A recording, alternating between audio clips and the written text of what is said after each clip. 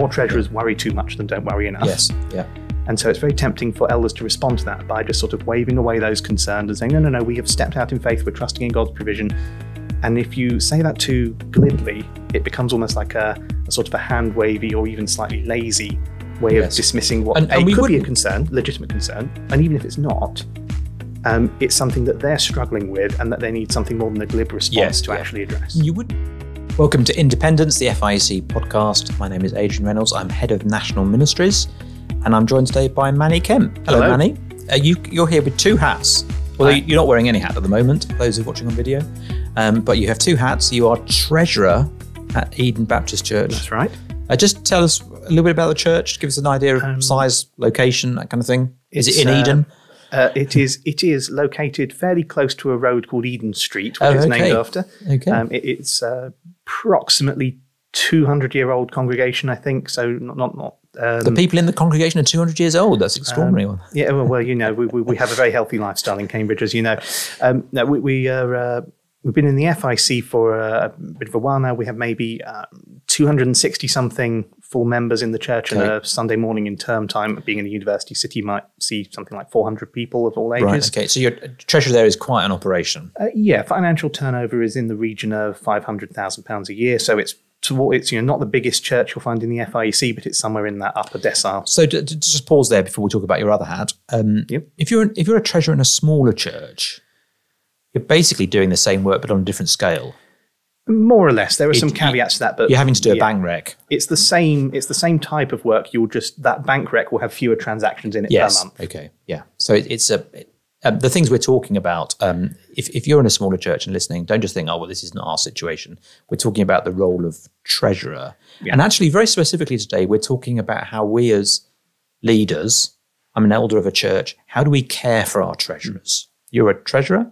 Yeah. So you're here to help us think, how do you want to be cared for? I'm here to help elders think, why and how do we care for treasurers? So you've got another hat. Tell us what that is. Well, you've got several hats. My other hat that's relevant to this discussion is that I am a board member and a training volunteer with ACAT, which is the Association of Church Accountants and Treasurers. So we are a non-denominational charity that provides guidance, support and training of various kinds to primarily those involved in church finance, to a lesser extent some other areas of administration, but chiefly we're talking finance and accounts. So most of our membership consists of church treasurers and other kind of finance officers, and we provide resources to help them do their job. Right. And if you are listening to this and you are affiliated to FIEC, as I guess a lot of people will be, you are a member of ACAT.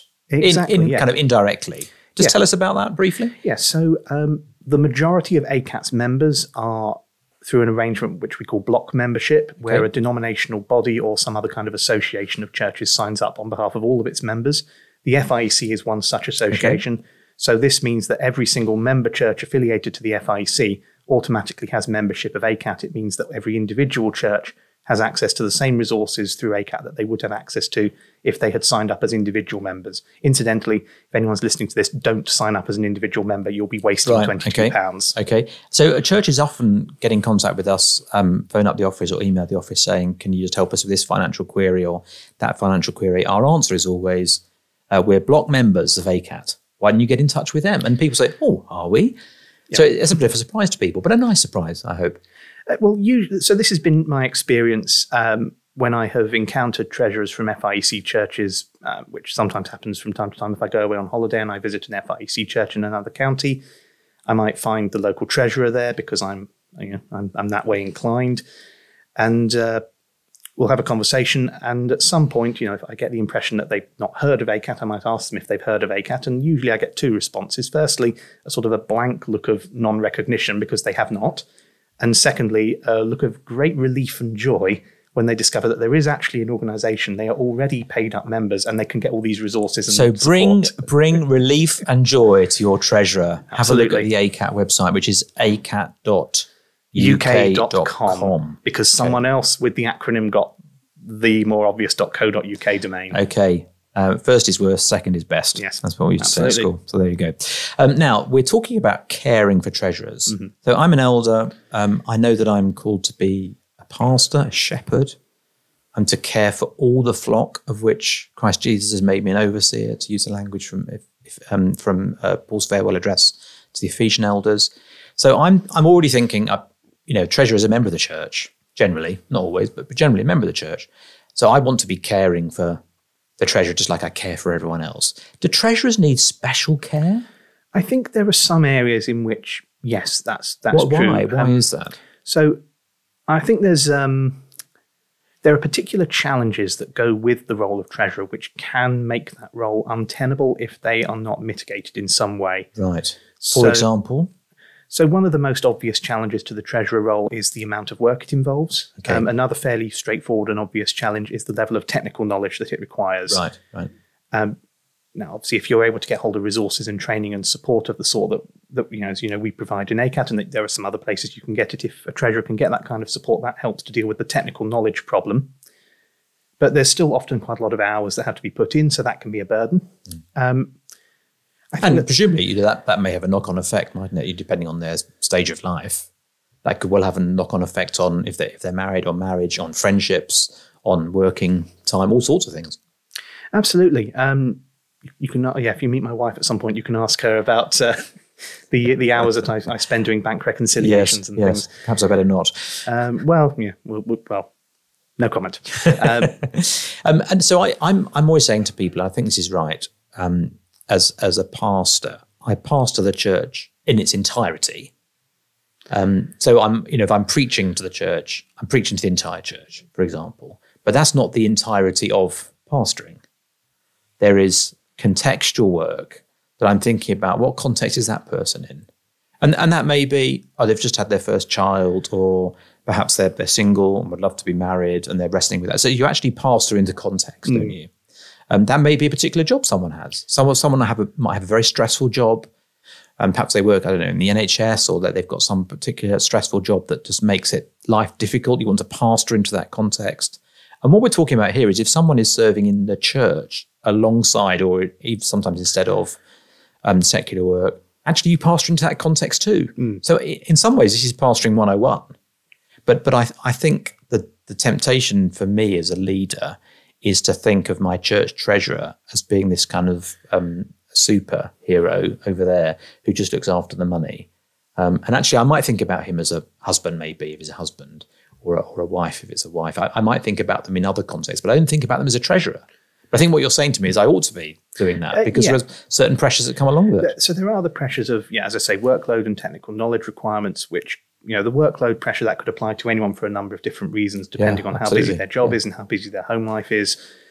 There are some other things that are maybe a bit more particular to being a treasurer. So I think something that treasurers can often struggle with is that it's more common for a church to be a bit strapped for cash than for it to be wallowing in the stuff. Yep.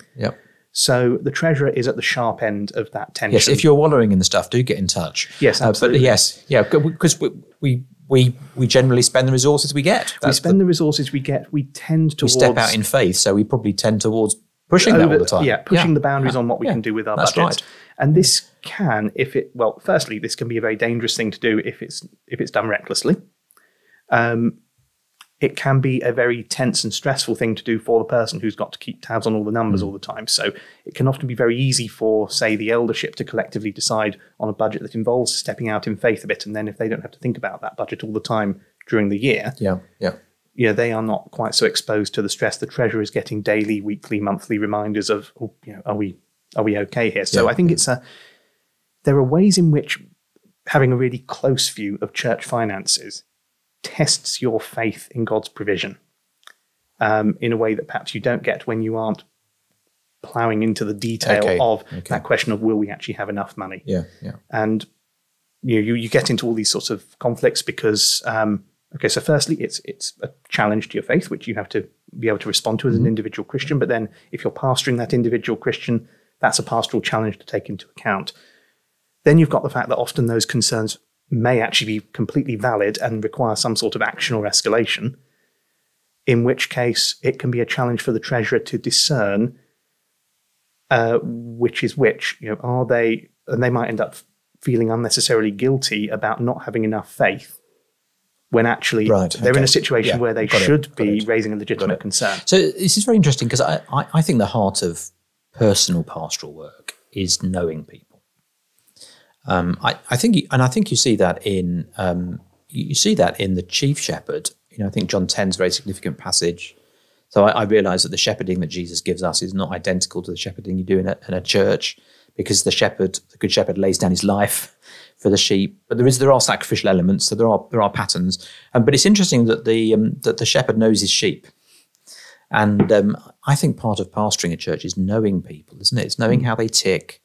It's knowing their struggles to a certain extent. So, even if you've got a treasurer who's a real detail man, knowing that is helping to see the big picture. That's the way you care for him, I think. If you've got a treasurer who is, loves the big picture but struggles to get into the detail, knowing him is encouraging him to get into the detail because that's important. So there's no substitute for that, is there? No, there isn't. And I would say that for most treasurers, you're more likely to find someone who is into the detail and might struggle with the big picture than to find the other way around, because that's the sort of person you usually find is good at being a treasurer. But yes, helping, I think you've hit the nail on the head by saying helping them to see the big picture, because there is a response that elders can give to treasurers who are struggling in this way, which is to be very dismissive and say, oh, stop worrying, you worry too much, because, more treasurers worry too much than don't worry enough. Yes, yeah. And so it's very tempting for elders to respond to that by just sort of waving away those concerns and saying, no, we have stepped out in faith, we're trusting in God's provision. And if you say that too glibly, it becomes almost like a sort of a hand-wavy or even slightly lazy way of dismissing what could be a concern, legitimate concern. And even if it's not, it's something that they're struggling with and that they need something more than a glib response to actually address. You wouldn't use that glib response in any other area of pastoral life. Hopefully not. If someone came to you and said, I'm anxious about this, you wouldn't just say, well, stop it. That would be a terrible, terrible pastoral response. Yeah, you've got to walk with them through that. It seems to me it's the same kind of issue. Yeah. We need to be helping people, because it's any kind of ministry in church, actually in the world too, is a high calling. It's a spiritual vocation. Yeah. The work that God gives us to do, whether that's to serve as a nurse or a teacher or to work for the local council on cleaning the streets, or it's to serve as treasurer. These are vocations, aren't they? They're things that God gives us to do. Yeah, and we need to think about them spiritually. Scripture is clear on that point, and then looking specifically at roles within the church. If you look at 1 Corinthians 12 and the idea of spiritual gifting, you've got kubernesis in the original Greek, which we often translate as administration or management or something along those lines, is listed alongside tongues and yes, teaching. That's right. And so it needs to be seen in that context as being a spiritual gifting. Yeah, I think that's it's interesting the way translations have translated that in more recent times. The old NIV, you said gifts of administration. It's interesting in the new NIV, it's been changed to gifts of leading. People aren't quite sure, I think, what it means, but it's quite tied to the piloting of the ship. And interestingly, that's the literal translation of kubernesis, isn't it? Piloting. That's right. And actually, the pilot of the ship in olden times, we think of a pilot as he comes on board at the last minute and steers it down the difficult channel. But actually, the pilot of the ship in ancient times was doing the finances. He was doing the books as well as doing the books makes it sound like he's cooking them. he was responsible for the finances, getting the crew. There was a sort of a broad description, really, isn't it, of that ad ministry and how it serves a church. I wonder too if part of the care we need to give treasurers is we need to recognise the way that the role of treasurer really facilitates church ministry. It's not just you've got someone to be treasurer. Charity Commission want it. Actually, this is a really for us as independents. I know you serve lots of different churches at ACAT, but for us as independents, where nearly all of our income comes internally from members, actually, how do we release people for ministry? How do we support the work of ministry?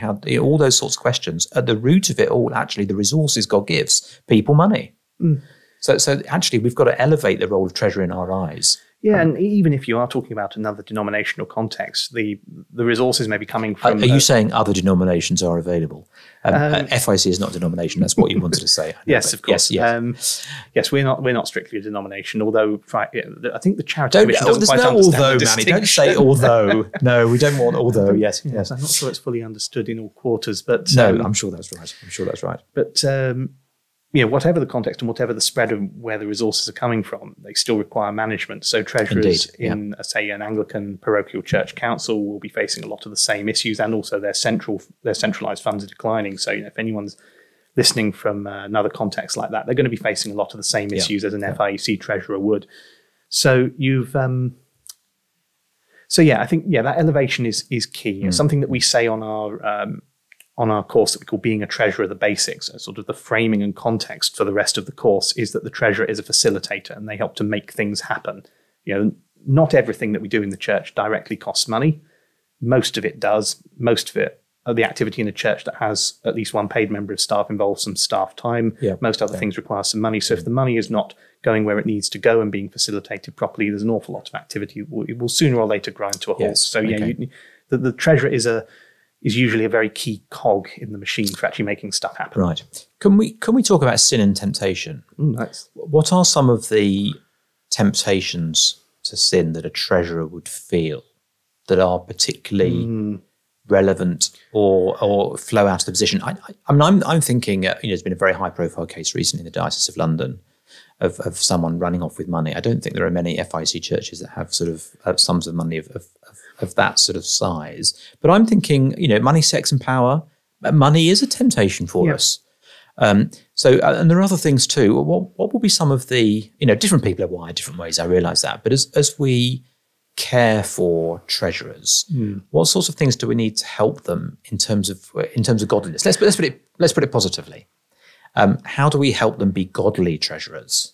What's some of the things we ought to be thinking about? Yeah, so I suppose one thing that you can do is to avoid unnecessarily putting serious temptation in someone's path. Right. So I think I'm actually going to turn things around and come back to a slightly negative framing of it, which is that it's something we can be very good at forgetting in churches under the right circumstances, I guess the wrong circumstances, is that everyone is capable of sin. Yes, indeed. That's right. Even church leaders, if we've got a proper doctrine of sin, we'll understand that. Exactly. So there is. We had a trainer in ACAT who used to say one of the church's big sort of practical strengths is that we all love each other and trust each other, and with this very big happy fellowship. And then one of our biggest weaknesses is exactly the same thing. We all love each other. We all trust each other.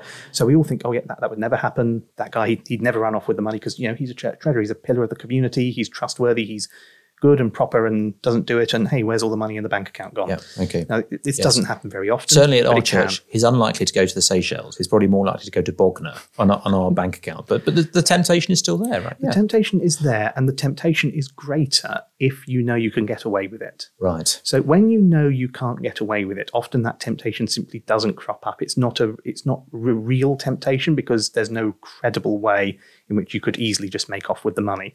So it's a slightly depressing task, but I did once to do a little background research to support some of our training with some anecdotes. I looked up church treasurer fraud on Google, and I found some news stories of this treasurer ran off with 90-something thousand pounds from a church in Scotland. This one ran off with 50-something from somewhere in Dorset, and these are horrible stories. And you look at them and you go, well, thank God that they don't happen very often, but it's really awful that they happen at all. And where these stories go into any sort of detail about how this was able to happen, you almost always discover that the church had single signatory bank accounts, which means that one person could sign out the money without a second person countersigning.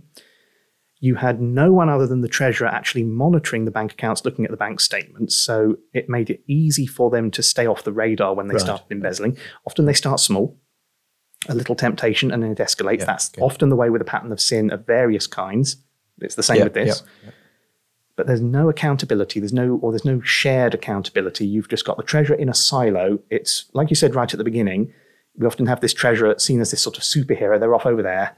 They're doing their thing so that none of the rest of us have to think about it. There's a line I sometimes paraphrase from one of my favorite films, Fiddler on the Roof, when they ask the rabbi, what's the proper blessing for the Tsar? And he says, may the Lord bless and keep the Tsar far away from us.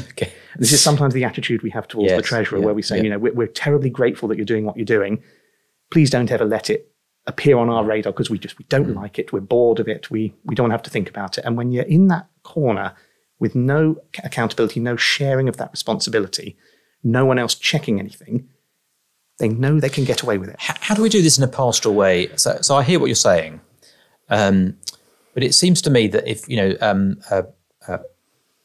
Janet, let's call her. We haven't got a Janet in our church, has just become treasurer. And I'm the elder that's responsible for finances. So I meet up with Janet and I say, Janet, we want to make sure that you don't embezzle any money. And that, that actually your propensity to sin is, mitigated in some way. So we're going to do this and this and this. Doesn't sound very constructive. No. And how can I approach some of these protections and mitigations in a positive way? So the main positive way I have for approaching these topics is that you're not just trying to protect the church against embezzlement. You're trying to protect individuals against accusations.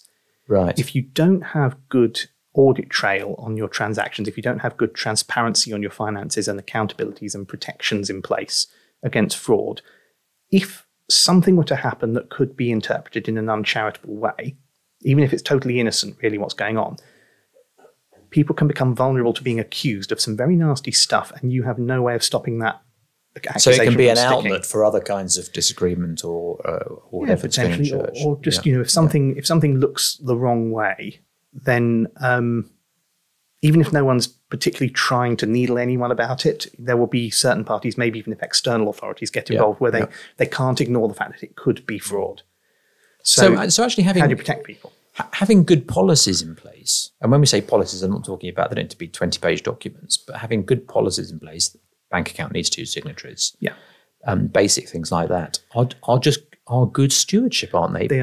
But not only that, they're actually protections for people and ways of caring for the treasurer. They are. And I would say the scenario where someone gets accused is probably a more frequent risk that might manifest for you than the scenario where someone actually steals money. Right. Okay. That is still mercifully very uncommon.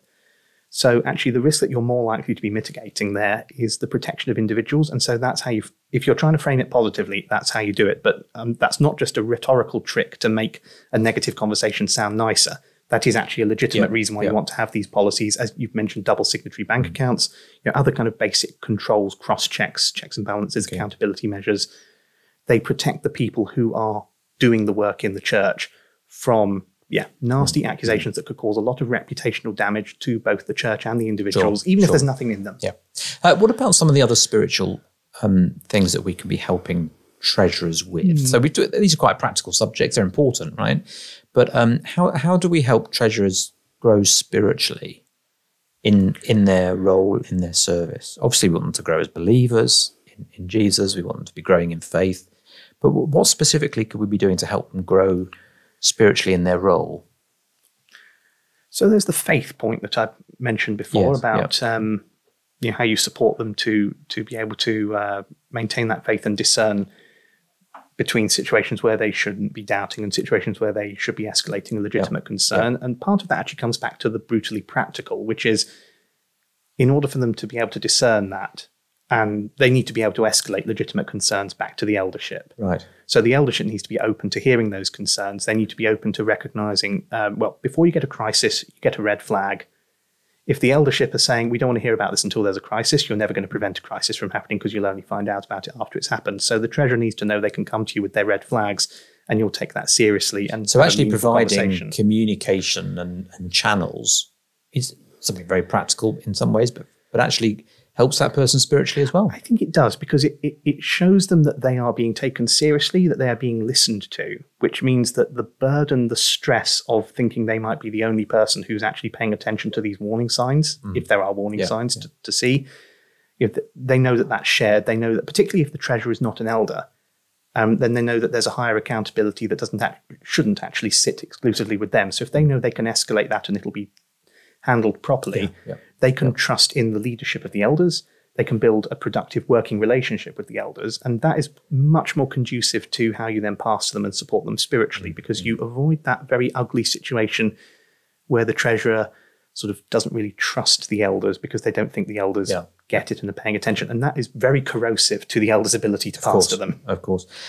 Does the knowledge that a treasurer necessarily have place a significant spiritual burden on them?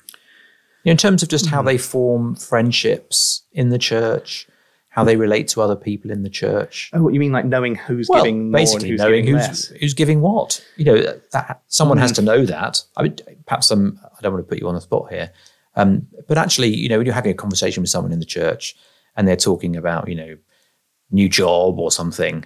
I've just got a new job. I mean, I can imagine. I've not been a church treasurer, although have I got pound signs in my eyes when someone tells me they've got a promotion? I can imagine myself. I'm passionate about the church. I love the church. I can imagine, and I feel this a little bit anyway, when someone says to me, I've got a new job, 20% increase in salary. My initial thought as a church elder sometimes immediately is to say, I hope your giving has gone up. I'm confessing my sin here perhaps a little bit, but I just wonder if it makes relationships just you have to work harder at them. Is that true, or is that just an unfair I'd be assumption? lying if I said that the thought never crossed my mind when people tell me about stuff that's going on in their work lives. It's less often the pound signs in the eyes when they tell me about a promotion than it is about a sense of vague anxiety when they tell me things are going the other way. Yes, okay. But in my personal experience, I've not found it to be at least an impediment to forming relationships with people. So now that won't necessarily be true of another treasurer, but just speaking for myself, I'm not aware of that. I don't think I've spoken to any other treasurers who found that sort of cracked their top 10. This is probably revealing more about Adrian's heart than it is about anything else, maybe. But there are specific challenges, aren't there? I mean, workload, you've identified that already, so we do need to be careful that we're not overloading treasurers to the detriment of kind of other things. There is that. I think something else that comes up is that the treasurer sort of sits right at the heart of a tension between how do we run the church and live our own lives in line with the gospel, and how do we negotiate the world and its ways and its requirements, and in particular in this context, its legal framework. Okay, because that can be in tension, and we've come out of a pandemic. The pandemic has really highlighted where some of the tension points can be, where people say, what right does the government have to tell us we can or can't do X, Y, and Z?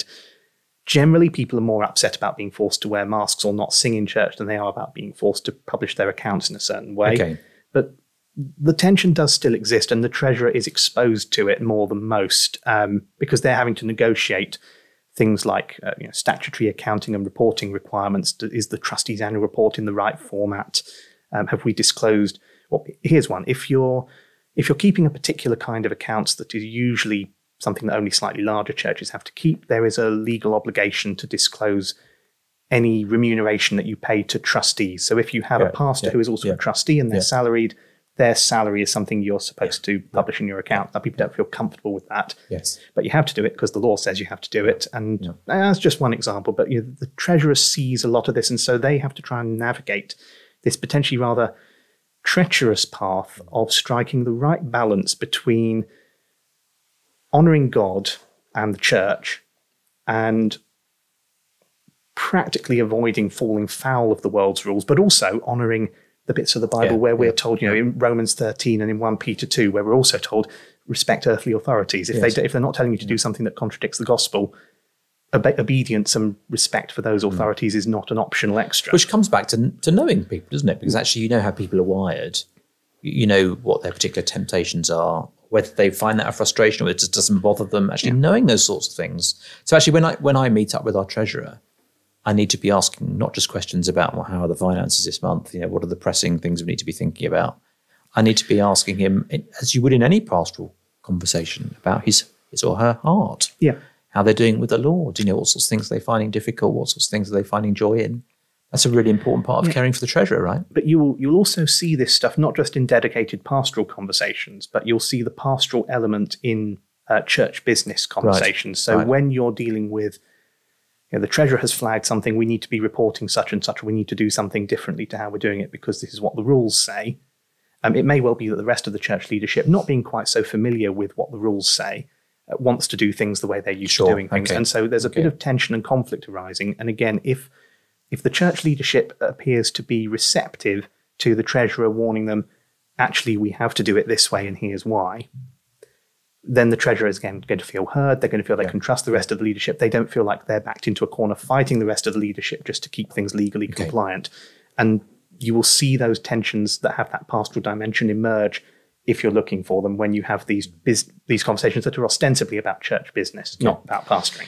Manny, we'll put the link through to the article on the bottom of the show notes. But one thing we haven't talked about, I'd love just to close with, is the need to be praying for treasurers. So if you don't mind, let me just make this personal. Mm-hmm. If I was pastor at Eden and I said to you, how can we pray for you, Manny, in your work as treasurer How would you respond to that? I think I would say pray about the workload and maintaining the right balance and not being overburdened or not getting to the point where I become jaded. Yeah. I think there's the point about faith, because we do okay financially. You can see that from our published accounts, but we're rarely in a position where we are comfortable enough in a steady ongoing income that we, can just casually spend anything we'd want to without having to think about it. And so these points of tension come up. And for me personally, that's a challenge. So I'd be asking you to pray that the church itself had enough money, which I'd be asking everyone in Eden to be praying for. But for me personally, that point about, me being able to trust God and to know that sense of peace about the whole thing, rather than that sense of constant jittering anxiety that we might run into an income shortfall that forces us to axe something very important. So those would be the main things I'd Thank you. That's really helpful and honest. And I think I'd want to add to that as an elder, I'd want to be very thankful for treasurers and those who serve in finance teams. I think it's a really important task. It's an exacting task. I think the danger is with any kind of service in church, we end up taking it for granted. Whether that's the Sunday school teacher who's been teaching for 15 years or whether that's, someone who's always first at the door to welcome people. I think we've got to be really important to be thankful for those who are serving. I think that's absolutely to appreciate true. And it would be remiss of me to not mention that actually at Eden, I think at a lot of churches, a lot of treasurers experience this. Okay, not all treasurers are very well appreciated, but a lot of the ones I speak to, even where there's a lack of understanding, even where there are clumsy mistakes made that make their lives more difficult, there is still usually a great deal of gratitude. It may be the kind of gratitude which is, I'm so glad you're doing this so I don't have to think about it, or it may be something that is a bit more constructive, but that gratitude is usually there in some form. And I've certainly personally experienced a great deal of very supportive That's good gratitude and That's assistance from our eldership. Great. It's a new ministry of ACAT, the appreciation of the Association of Church Accountants and Treasurers. ACAT. There we go. ACAT. Yes, there we go. Manny, thanks so much for joining us. It's been a privilege to talk to you and just given me lots of food for thought, and I hope others too. It's just a reminder really that our pastoral responsibility extends to everybody in the church, however competent they appear or however long they've served, how much experience they have. We've got a pastoral responsibility actually to care for the entire flock, and it's good to hear that made relevant for our church treasurers. Thank you very much. Thank you. It's been a pleasure. This has been Independence. Thank you for joining us. If you've enjoyed the podcast, please do rate and review us, and we look forward to getting in touch with you soon.